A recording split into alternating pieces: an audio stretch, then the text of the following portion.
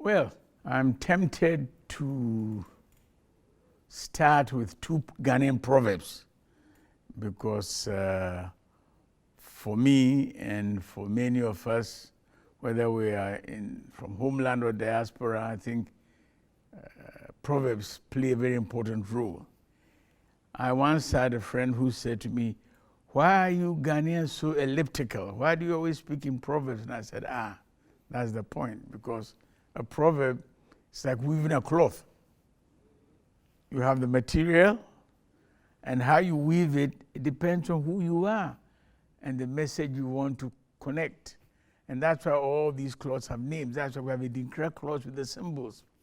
And I bring this up because George, from a very early on, I think I met George, I met George in 1973.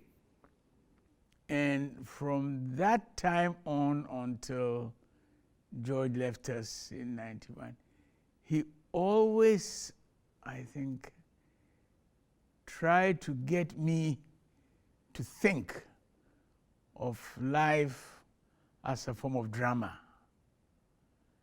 And what he was trying to do with the Rites and Reason, that life is a drama, which means that there are assigned parts and there are cameo parts. And I have often thought about that, especially in the last several years, this idea of life as a drama. And it took me to a student who had been one of George's students and my student also, who won one of those graduating senior prize at Brown, and he decided to go to West Africa to study the legal system, the traditional laws and the British imposition as a form of drama. Not only because of the way they dress, but just law as drama. And I thought a lot about that. And I let it go for a while. And then about 10 years later, another student came who had no idea about this earlier student and decided to do a similar thing. And George and I sat there and laughed and thought, oh boy, the spirits are at work. George always talked about the spirits being at work. I'm trying to think really hard the first time I was inside Churchill, not Churchill, inside this theater, and what I thought. I thought of my childhood days, growing up in the Gold Coast, where we had open-air cinemas. There was no roof. You sat in the open air. And then as some people got more money, they built theaters with windows enclosed, and you had to pay more money to get in there. And I remember as a child not liking that very much because I felt enclosed, that something was being put on freedom. But for some reason, this place here sent me thinking about the idea of freedom and the idea of being able to use this theater or this space in many different ways, including, for instance, once Red and George and I were talking, and we said we should do a course together. I mean, if you can imagine Red, George, and I doing a course together, that was not an easy thing. And it was called, we came up with a name which I think helps to capture George from it also. It was called Ritual and Ideology in Africa and the African Americas. And I emphasize it because the three of us were using the Americas at that time already in a way which was not very common at that time. People thought of Afro-America as USA, but we were very interested in the whole diaspora thing. And George came up with the idea that one way of memorializing that class would be to take notes every session it was a seminar which went once a week in those days. I think we used to meet from 6:30 to 9 o'clock in the evening and read. I don't know whether we appointed him or he self-appointed as the scribe. And if you know, read, he took down notes for everything. And the most amazing thing about that class in terms of thinking of ritual and ideology and performance, I didn't know words like performativity, which I will learn later, but that was all part of our discussion. The most amazing thing about this class was we used to have a lot of arguments. And I think it was the first time for many of the students to see not hostile arguments, but argument discussions about origins and consequences and what is real and what is not real. And at one point I used to say, I had read a book about Brazil, what is real?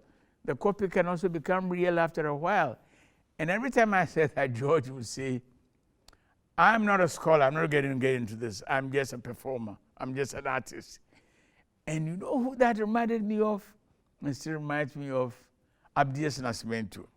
Because Abdias is a very serious scholar, player and everything, but he always laid claim to being an artist as a way of saying, well, I'm an artist and I have this extra freedom.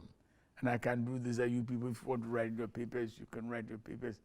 And one of the most amazing moments was when Abdias first came here in 1985. And there's a picture that of George, myself, Michael Harper with Abdias. And that was very nice. Okay, now, George asked me once to write something on what I thought, what came to my mind if I heard the word music, because he was playing with something. He said, okay, when you hear the word music, what comes to your mind? So there again, I went back to my childhood days and the different types of music, you know, sacred music, non-sacred music, entertainment music, funeral music, and all those things. And so I ended up writing a small paper for Joko, music, music, music. And he said to me, I didn't realize you were so smart. And I asked you to talk about music, and now you are taking it to levels that I couldn't even have thought of. And we laughed at that, of course. And that is an important time, because I remember the year, it was around about 84. And I was going to make a trip to Ghana, and I hadn't been in Ghana for a while. So George writes me this long letter. He said, you know, you are going to go to Ghana now, you haven't been home for a while, you know, you have to be on your good behavior. And pardon the expression, he says, don't go and do anything which you expose your ass to people. And I said, oh, George. Anyway, what he meant was that having been away for a long time, I might think I'm old now, but in the scheme of things, I was still a child. And I shouldn't go and do things which would make me look pretentious. And I liked that very much. And it's something that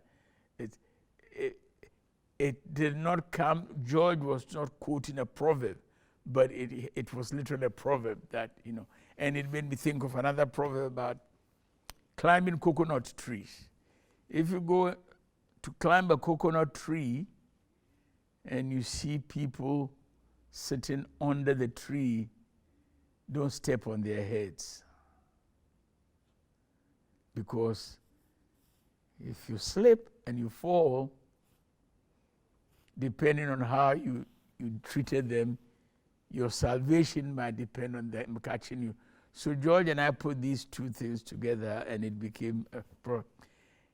Another area of life which I remember very clearly about George was his sense of inclusiveness. Inclusiveness. Oh, okay. Yeah, we had office next to each other. I'm still in the same office, but it's where Francois Hamelin is now. And so the door came and went. We opened the doors in and out. And George always, from time to time, he would say, well, he was having some visitors. Would I come? And there was a particular Saturday where Benny Ambush had a child, and George said, why don't we try to do an outdooring, a ceremonial outdooring, what we do in Ghana. And of course, if we were doing, probably George would be older than I am, so he would be the one to do it. But since by coming from the continent and having the direct linkage, so I ended up doing this ceremony. And Benny just told me that he still kept something from that ceremony. The child from that period is now 36 or 37. I had to have water, liquor, salt, and pepper. And I think George was really blown away in a positive sense by this. Why salt and pepper? I said, well, you put a touch of salt on the lips of the child and a touch of pepper also. And you say something to the effect that when this child grows up, may he or she be a person of his or her word.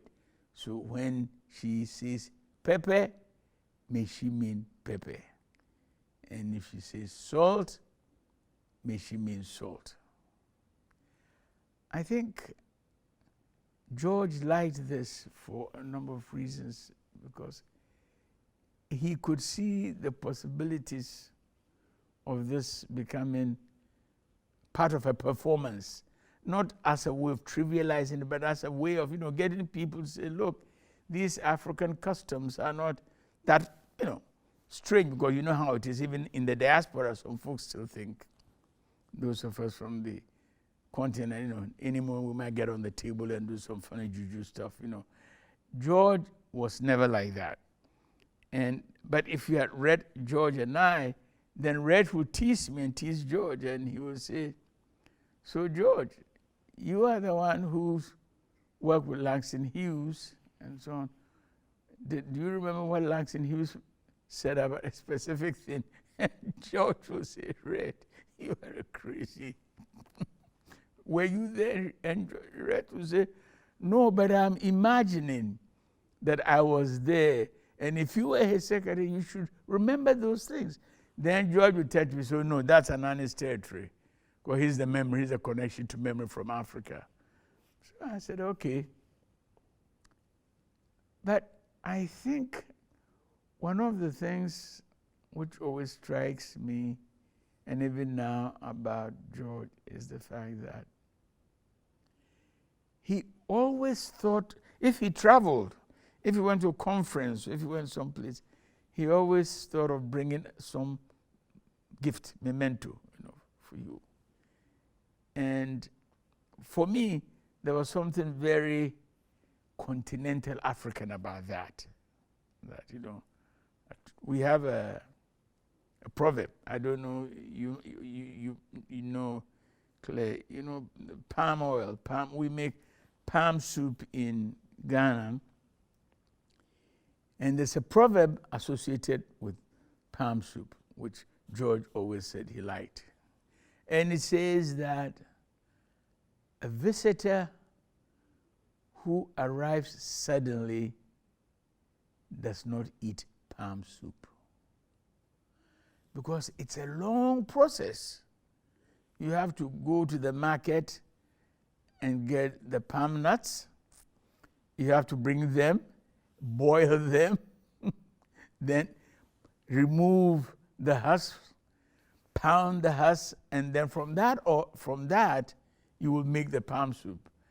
So I think George liked that, because in a way it was for him almost like a metaphor for theater. I think for many years, people, colleagues and so on, who had no contact with Africana, who didn't understand, they said, why do you need, you have a theater department, why do you need an Africana, And then I think as more and more white students came to this space, came to this building, took classes with us, got involved in plays, and began to contemplate the idea that, there is this other theater which is linked to history, traditions, which was just not entertainment, just people to go. We have a book on theater in Ghana, it's called Come to Laugh. No, it's not just to go and laugh. And I think there were certain administrators also who, Morris Glicksman was a provost for many years. Actually, Morris Glicksman was not only provost, he was both provost and dean of faculty. And I remember that Red and George always said that Morris was always, even if he would do something, if you go and ask for something, and he would do that, he says, oh, I don't know where I'm going to find the money, but I'll try. And he will find the money. Because I think Morris Glicksman, and also I think people like Albert Gleason, Perry Curtis, people in more traditional departments who sometimes came to see plays here or came to events we put on and then talked to some of us, began to see that this was a very unusual addition to what you may call the profile of this university. And I've always made a point of saying to students and to people and to parents something that one of the things which has been most amazing, well, and satisfying also for me, is that I think we were able at a time when there was still a lot of fairly narrow-mindedness about black studies around. So we never called this black studies, we called Afro-American studies. And Afro-American was meant hemispherically. And I think that is something to be underscored 52 times. And one of the things which I think also extended the reach and the understanding of this place, Africana or Afro-American Studies and Rites and Reason, was the connection to Portuguese Brazilian Studies through me. Because we had numbers of Africana, Afro-American students who might never have thought of studying Portuguese. And I used to say, look, if you're interested in the African diaspora and its history, you have to have Portuguese. Brazil, Portugal, Angola, Mozambique, Guinea-Bissau, Cape Verde, São Tomé, Príncipe.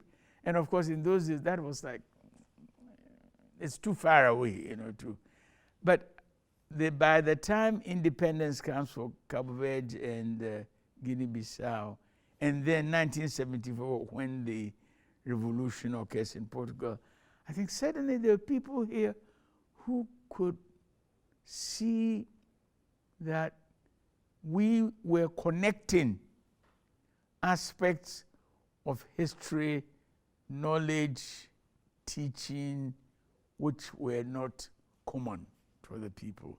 And I think to that extent,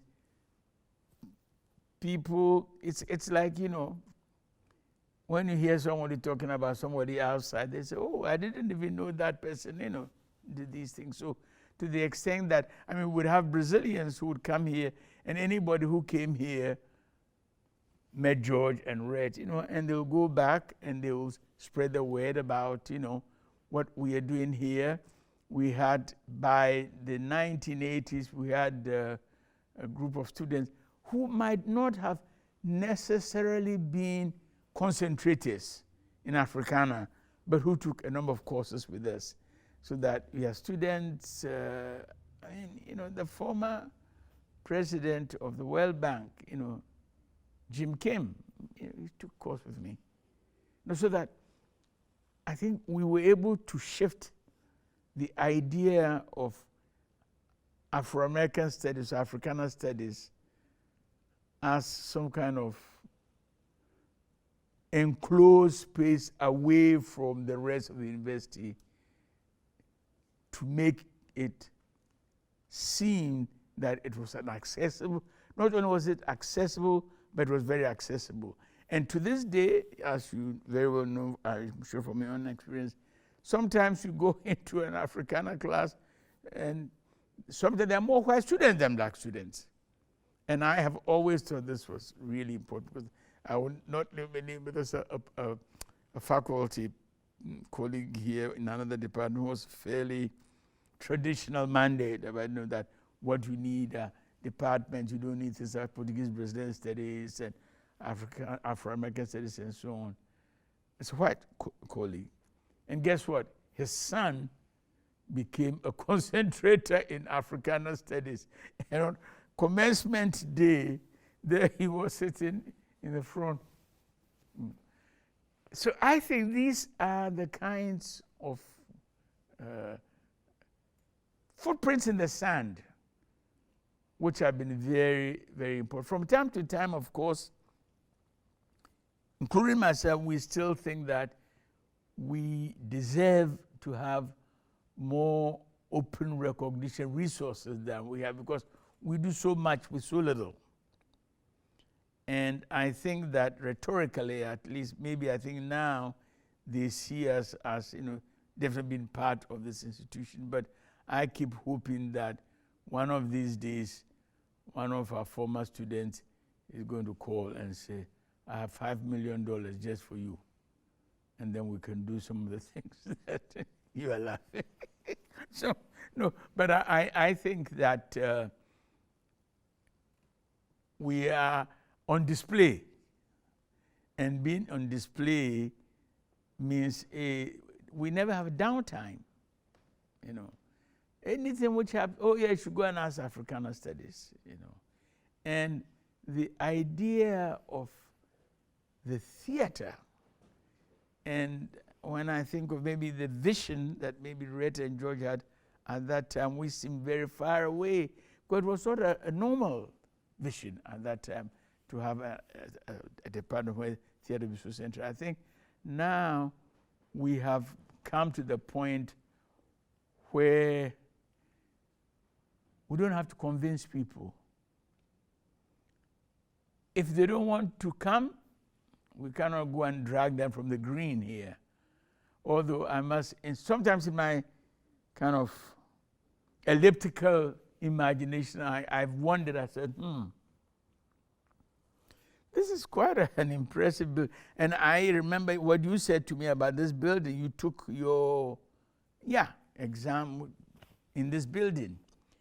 But it seems so far away, and I wonder, the people who were in charge, who gave us this building at that time, if only they knew it would be so central, it becomes central, maybe it would have happened. But you know, maybe that's not fair. What I wish over the years, I wish I would have more, I would see more of, you know, black students who sometimes walk past here and hear my elder African thing comes to walk right past you and they don't even say hello. And those are the kind that George will stop them and ask them, "Did you see me?" You know. I think George would envision a Rites and Reason prototype, which will be not just located here on Angel Street and in this building, but a Rites and Reason which will have very long arms and which will be connected to different parts of the diaspora in terms of using research to performance, producing plays, so that every academic here, for instance, I think George would envision a certain kind of counterflow from the continent, especially much more. Because it's easier for us to go to the continent it's not so easy for continentals to come this way. Dinero, nothing. So I think that's one of the things, because he was very Pan-Africanist in his thinking. And I think he would see that transformation of Rites and Reason as a continent-wide, diaspora-wide organization which will bring not only performers, but writers and other artists together. I think that would be one of the things that I could imagine George. And the second one would be, that's a very practical, that he would want to have a space which is twice the size of this, big space, so that you could have maybe multiple performances at the same time. Have a space for children, for instance, you know, because as much as we are pleased with this building, it's gotten to the point where, you know, it's, and I think George would find a way of dramatically or proverbially putting the case for great expansion. But expansion, not just physical expansion, but expansion which brings together the physical, the spiritual, and the quotidian experiences. The image or the expression which comes to my mind as I think of George and trying to convey some kind of blessing to this place would be two words. Kontunyina kontu. Kontunyina kontu means the traveler's travels. You know, traveler never sits in one place, travels. And because of who George was, he was a traveler, physically and otherwise. So that to connect, well, not to connect, he's there already, he's there with the other folks there on the other side. What we would ask of them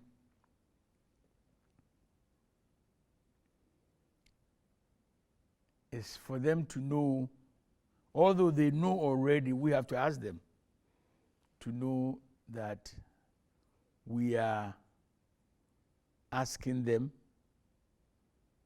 beseeching them to continue to use their cloth of blessing to cover us all the time.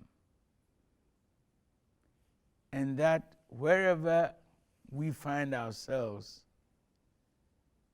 we also do our part in recognizing that it is because of them that we are here. We should find time to do something like this, even if every other year or so.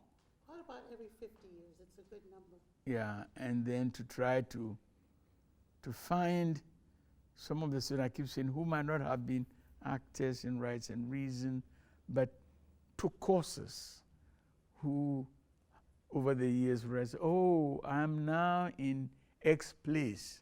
And I remembered, you know, I had taken a course with you and George and Red, and, you know, and I just wanted to tell you. And that's not the kind of compliment which shows up, you know, in the usual assessment. And if we found a way of acknowledging, celebrating, recognizing all the people who are involved in this project, Rites and Reason, over the years. Some who came and went, and some who are, you know, no longer with us, but, and then hope. Hope as a leitmotif in this project. Oh. Thank you.